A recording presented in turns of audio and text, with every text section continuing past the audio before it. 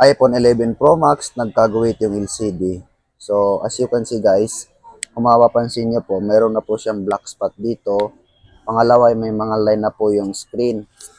So, kanina, bago ko ito tanggapin, nakaangat na po yung screen. Ayan nyo po. Ayan. So, syempre, tanongin natin yung may-ari kung ano po ba nangyari dito sa iPhone 11 Pro Max. Ay ma'am, ano po ba nangyari dito ma'am sa iPhone 11 Pro Max? Bakit po ganito yung nangyari sa kanya sa LCD? Ano po, nahulog po sa school. Sa school. Bakit nahulog ma'am? Na ano po, hindi na misplace po yung lalagyan. Ah, okay. Pero kailan po ito nangyari ma'am? Grabe guys, no? Kapon na. Kahapon lang. So, saan niyo po nakita yung page namin or TikTok? Sa Sa TikTok, TikTok. recommended. Recommended daw tayo guys. So, nakikita niyo naman, grabe yung nangyari sa kanya. Oh, angat na. So, papalitan po namin to ng bagong screen.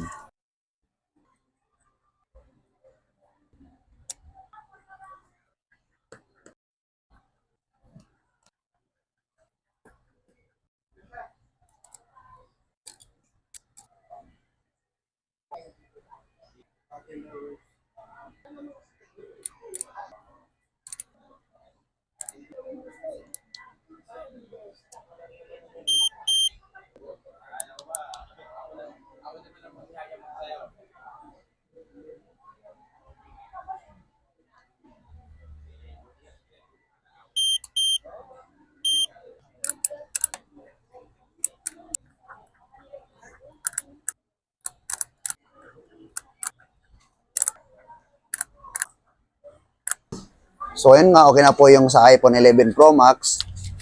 Nakikita niyo naman, bagong-bago na po ulit yung LCD dahil brand new po yung nilagay natin. Pangalawa, may True Tone po yung LCD na nilagay po namin. So, ito po, ibibigay na po natin kay ma'am. Bale, ito po yung LCD na luma. Ayan.